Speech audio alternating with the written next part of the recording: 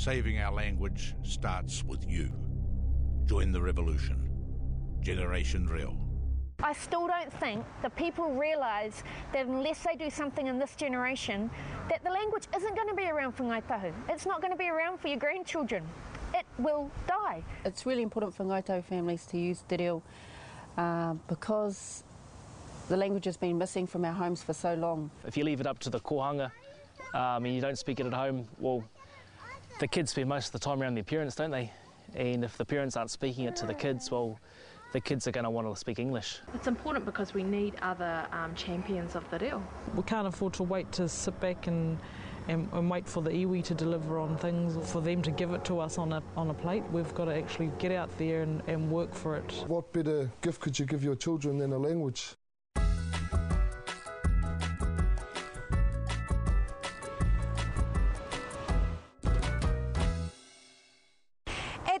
Ngāi Tahu is on a mission to get more Māori bringing up their children speaking te reo in the home. And we want you to be part of it, part of the revolution. Saving our language starts with you. Join the revolution. GenerationReo.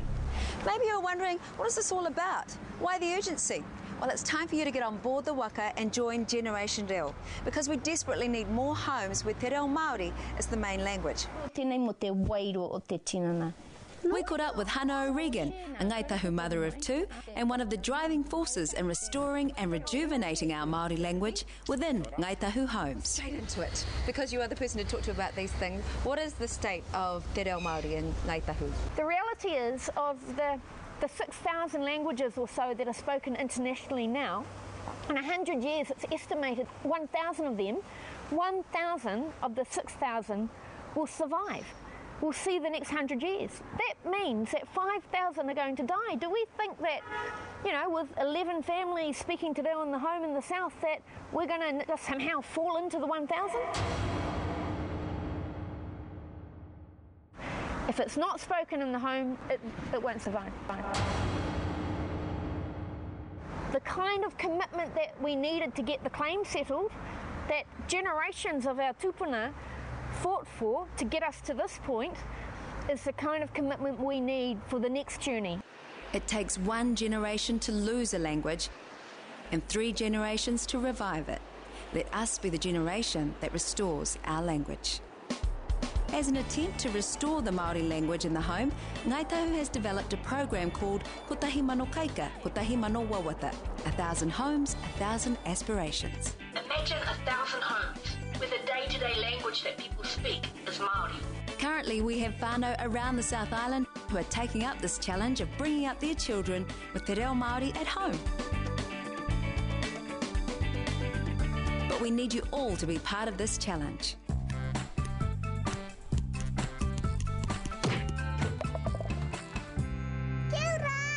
I'm passionate about the language, something important to me, and something I want to pass on to our kids. Knowing now that it takes one generation to lose a language, I think it's going to play an important part. Hopefully that our children will not only have a good base of reo, but have hold the values towards restoring or revitalising our language. The long-term evidence shows that kids that are bilingual have real advantages in terms of educational achievement, and as Megan said, in terms of divergent thinking. The world's open to them, whatever they want to do. That's part of that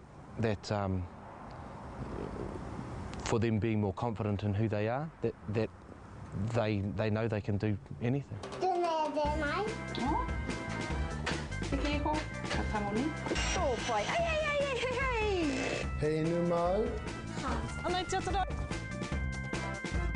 The likes of Hannah O'Regan and myself and Megan and others have been really clear that educational institutions are not going to deliver the outcome. The only thing that's going to deliver the outcome is us. We need to make it an everyday and normal thing for our kids, and that's not going to happen by sending our kids to kura or kohanga. It needs to happen in the home. To make it a living language, it has to live with you, and your life at kura is only a certain part of the day, so you've got to be surrounded by it.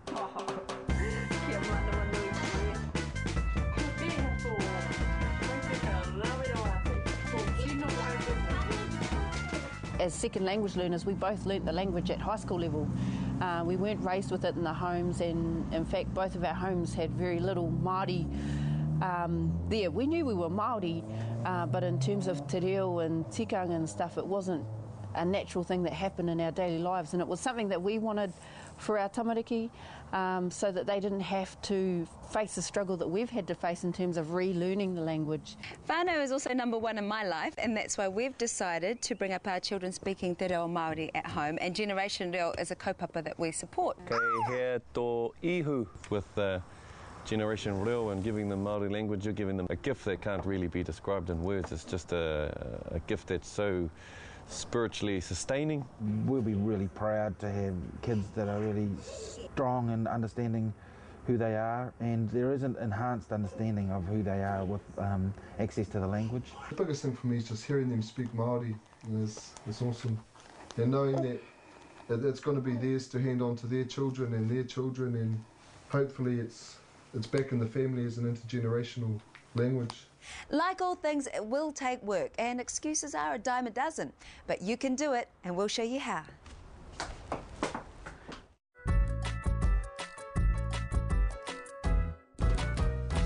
So you've decided to invest in your whānau future by bringing up your children speaking te reo Māori at home.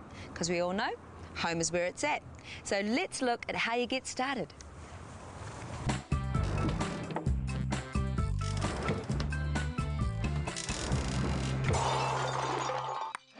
The first thing you've got to plan is your own development in the language. Start with what you know. Yep. And use that as much as you can. We have access to Māori television now, so you can expose your children to as much reo in their life as you can. If you're travelling in the car, play Māori music, Tahu or moho CDs, or just those sort of things. Start with little things like tea time, and some rituals around that, a karakia and some language across the table. In terms of level of being fluent, you don't have to be fluent at all. Everyone's got to start somewhere. You've got to maintain the consistency and speak Māori, even if your Māori's no good. It's better than nothing. That they get used to hearing the sounds, they get used to hearing the way things flow.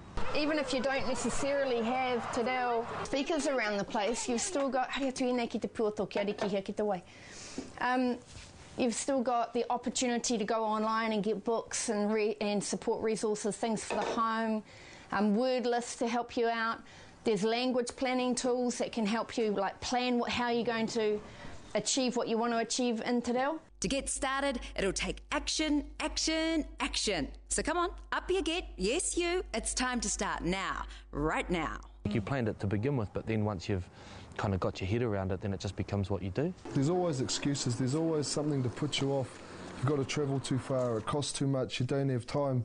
And for me, if you don't want to learn, there'll always be an excuse.